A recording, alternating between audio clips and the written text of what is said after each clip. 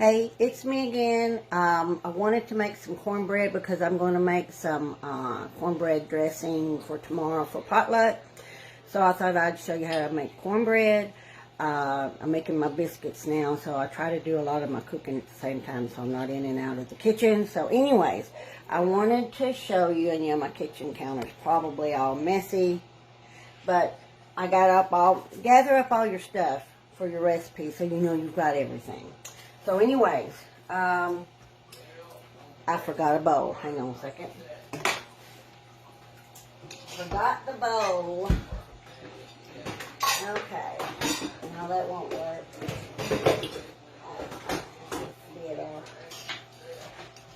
Maybe this will work. Okay. Everything but the bowl. Okay, now. So, and like I said, this is cornbread dressing, not bread dressing or stuffing or whatever.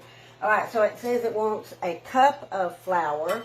Now, I'm using self-rising because that's what I've got. If the recipe says baking soda, baking powder, and salt, that means it's supposed to be all-purpose. If you have self-rising and you don't have all-purpose, then just don't do the baking soda, baking powder, and salt. So anyways, so we've got 1 cup of flour. And this said stone cornmeal. This is just regular cornmeal. And a cup of cornmeal. I am going to put a little bit of salt in there just for the sake of salt.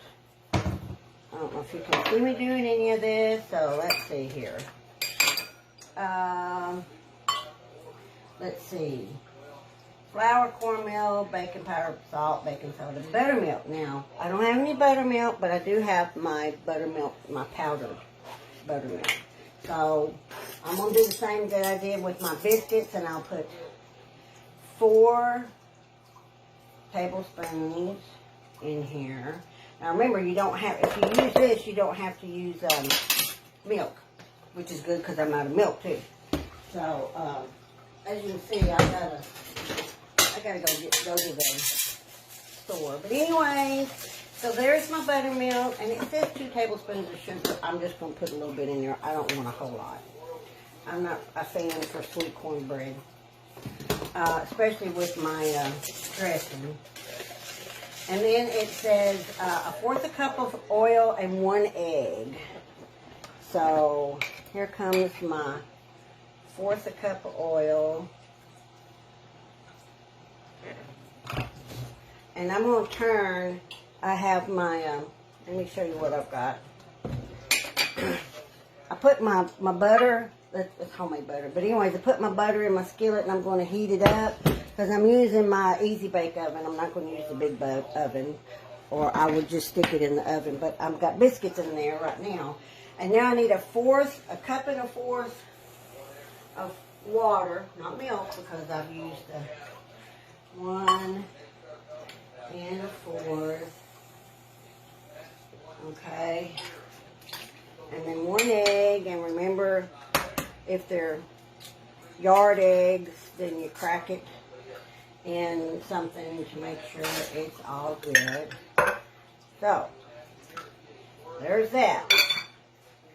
Okay, so now we make sure you have everything in there. 1/4 cup of mild vegetable oil. Mild is it compared to what? Harsh? I'm not sure what mild vegetable oil is. I just use the vegetable oil. And then I just stirred it. And then when that butter begins to melt and begins to sizzle, I'll pour it in the pan. Hopefully my biscuits will be done, and I'll just stick it right in there and let it cook. So that's the beginnings of my cornbread dressing, because you have your cornbread, and then now that I'm making biscuits this morning, I'll take a couple of the biscuits, and I'll do that tomorrow.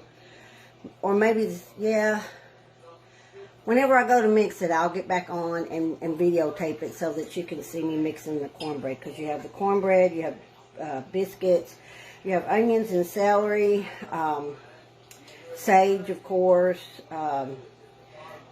cream of mushroom soup, and an egg. So anyways, I'll show you that tomorrow.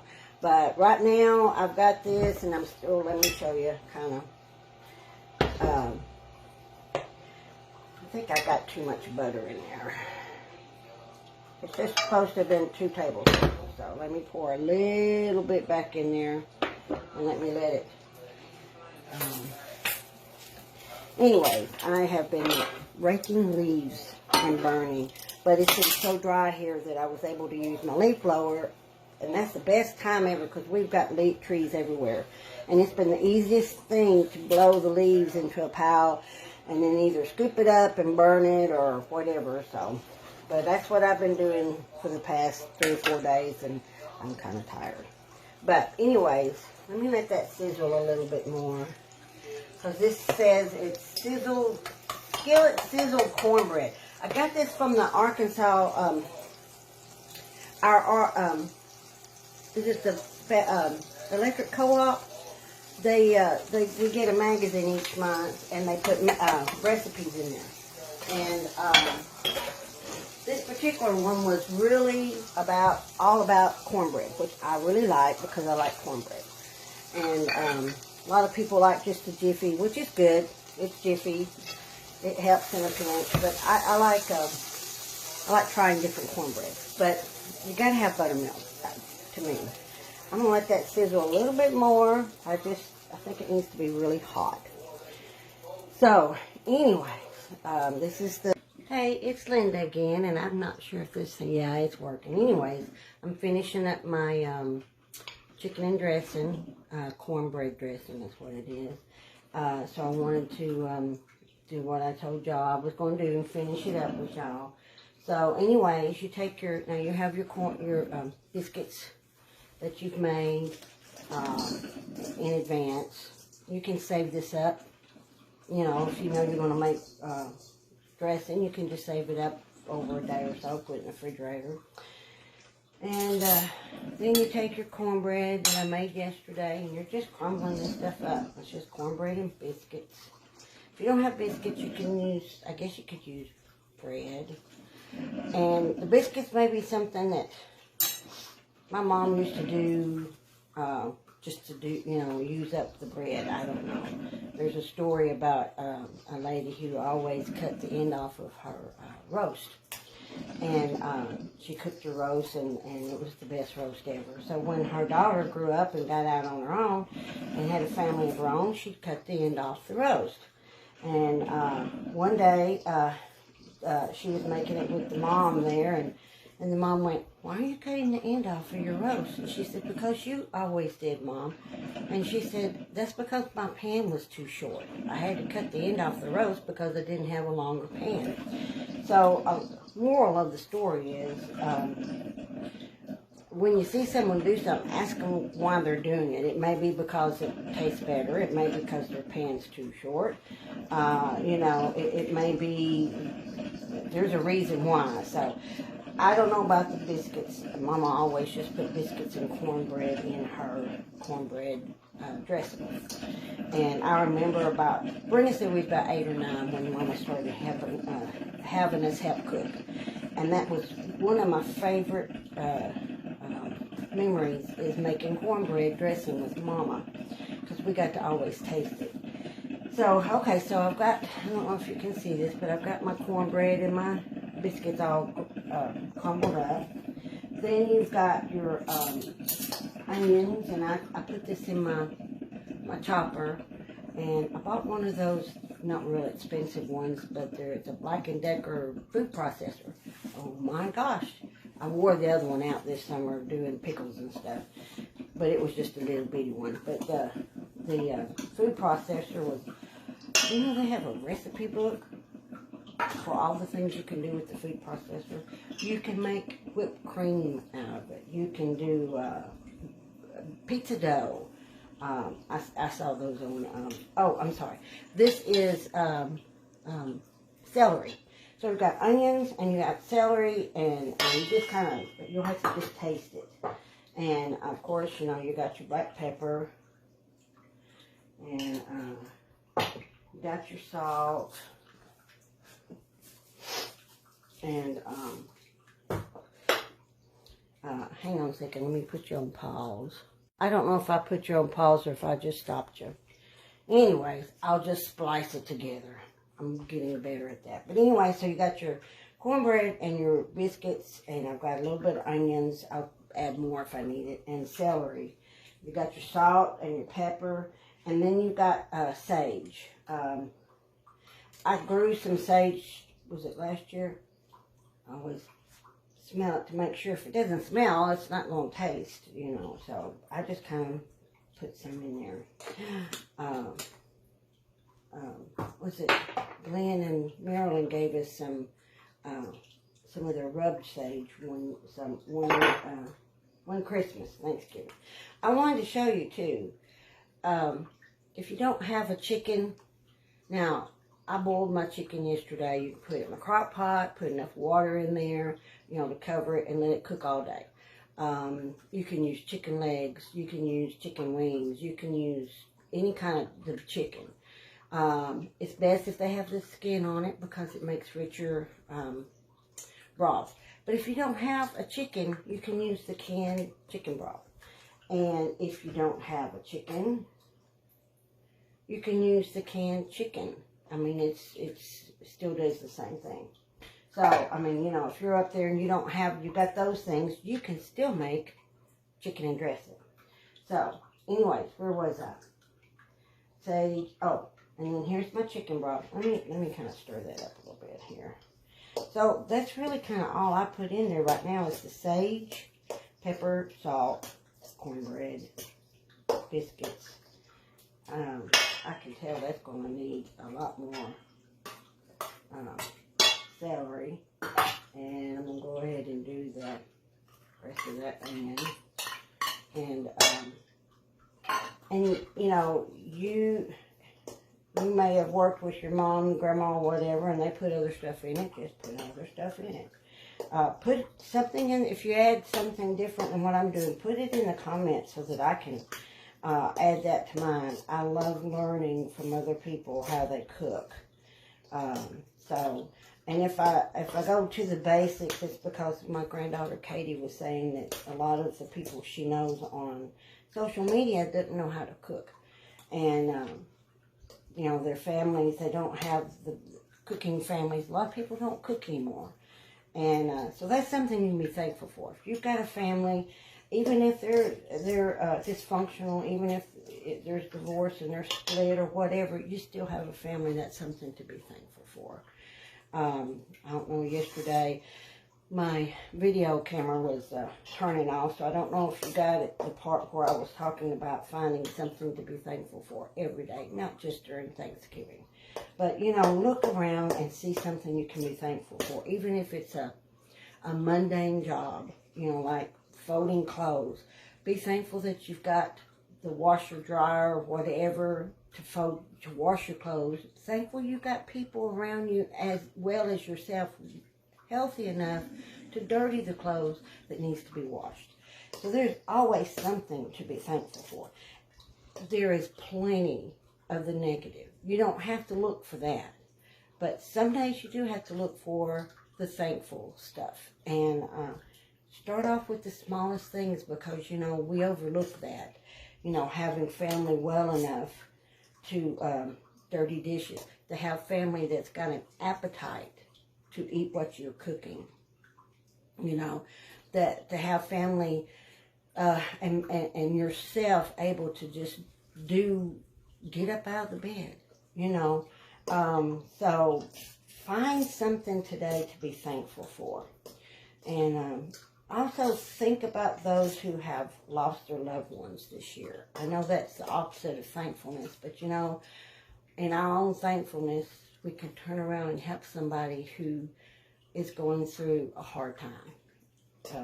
Jessie just texted me, and one of her precious co-workers, her husband passed away last week, and her sister passed away last night. And so just keep her in your prayers. Because they need that when they're in the valley of the shadows. They need people to pray for them and bring them out with their prayers. So yeah, in a balance of thankfulness and looking for somebody who doesn't have anything to be thankful for. Pray for them. If you can help them, help them. You know, because that's what we're all here for. We're not islands. We're not, we're here to help and touch each other. So anyways, I got that mixed, and here's my chicken broth. I don't know if I can show it to you without spilling it. I don't know if I can or not. You can see a little bit of it. Anyways, that's the chicken broth from the chicken that I cooked in my crock pot. And it was in the refrigerator, so it's kind of, I warmed it up a little bit, but anyways. And I am going to put some cream of chicken soup. Mama never put cream of chicken soup, but remember I said I like to learn from other people's recipes. And someone that I knew, I can't remember now who it was, they made theirs out in the crock pot, and they put chicken and cream of chicken soup. Now again, I don't know if it's because it's in the crock pot. Who knows? It still tastes good. So anyway, so I'm just mixing enough of that, and we used to make it really kind of runny, and then cook it a long time on the slow. If you cook it in the oven, you know, I wouldn't cook it more than 325. But if you're like me and you're cooking a big meal, crock pots are great because you can stick them off somewhere, even in another room, and let them cook and just turn them on low. So anyways, and then I also shredded, I don't know if you can see this one, but I shredded some of the chicken. I'm going to put in the chicken in the dressing so that everybody can have some chicken. If you don't have enough, you've got a big crowd, shred your chicken. It goes farther and everybody gets a taste of the chicken. If you don't, then you can, you know, cut them up in slices and stuff. But you definitely need the chicken broth. You can't substitute that. It's not chicken and dressing. Now, this is a clean spoon. And I get to taste it now. I'm back to 8 years of old. Jessica always tasted with me, too. But she's not here right now. She is alive. She's here. She's in Alexandria. Well, I don't know. Give me another spoon. Let me put the chicken and cream of chicken soup in there. You know, you can make your cream of chicken soup. I've not done that. But you can if you're really industrious or you need some. I think you'd have to look online for a recipe, but I figure you could, it's kind of like a white gravy with chicken broth in it. I don't know. But I'm sure if you made your own, it would taste and be healthier because there's a lot of preservatives that they have to put in the cans to keep it, you know, shelf stable. So anyway, but we're having potluck today at church. There's not many of us, but I am so thankful for every opportunity I get to be with each of them, especially this year. I miss the ones that can't come, and one day we'll all be back together. Okay, now I don't know which spoon that was, so let me try this again. I'm used to it being warmer. Perfect. Okay. You'll know. Well, if you've never made cornbread dressing, you might not know. But I don't know what to tell you if you've never tried it. Just keep tasting it, I guess. But anyways, this is what it looks like. I didn't do it real thin. And I know it looks kind of yucky for some of you. But it's good. And I'm going to dump my shredded chicken in there. I didn't shred it too much. And that way there's chicken throughout the dressing. Because if you're like me, if you're at the end of the potluck line and you're in the bottom of scraping the bottoms there, you know, you want something at the bottom too. So let me get my, it's not pan, it's great value. But anyways, I'm spraying my crock pot because that stuff can get, especially if it cooks down, it can get, and I'm just kind of dumping this in my crock pot, and you can't see, but I'm just dumping it in there, and I'm going to put a little bit of butter on top, just because, oh, I forgot my egg. Well, y'all get to see what I do when I mess up. I forgot my egg. I got to talking, and I forgot my egg. So you get to dump it back in there. And I probably need to wash it again. Let me at least rinse it out a little bit. And spray it over again. But, hey, that's life. You make mistakes. When you make mistakes, you back up and you punt, my mom used to say. Not quite sure if that's a football term, punting is, but I don't know if they ever backed up and punt in football. Anyway, you back up and you go to plan B, C, sometimes, some days I'm on plan Z. It doesn't matter. You just go with the flow. Alright, now, and see, that's another reason why you want to lay all your stuff out, because if I hadn't had my egg laid out, I'd have forgot that I forgot. And it would have been okay. But I think it helps to make it hold together. So, and I won't try it. I won't test it now since I got the egg in there. Oh, I wanted to show y'all. I got this thank you card from the Cancer Center Treatment of America, where Tim goes, and it's from the cancer fighter team, and they sent it to all the caregivers. I need something to drink. Pepper. Just a minute, I'm about to sneeze. I know, Cat. Alright, let me wash my hands. Okay, I'm back. Okay, what was I saying? Oh, Cancer Center Treatment Center. They gave that to all the caregivers. That's what they call the people who come and take care of the, because they consider us part of the team, which we are. The vital part, your family. When you take care of your family members, you are the caregiver. And, but I had that there to remind me to suggest to you that if you do have somebody that you know is having a rough time this time of year, send them a card. That is a lost art. And I tell you what, I was so happy when I got that card. It's almost like getting a little gift in the mail. So, send them a card. You don't have a card? Make one. You're not artistic. Just get a piece of paper and just write them a note saying, hey, just wanted to let you know I'm thinking of you and want you to have a really good day. Because it's, you know, the holidays and this time of year is kind of hard. So anyways, oh, I also wanted to show you. It's the can spent, but it doesn't matter. I got this at the food bank yesterday, and I don't know how to make the words look right from y'all, but this is tomato ketchup. Yep, that is a 7, I thought there was 10 pounds, 7-pound can of tomato ketchup.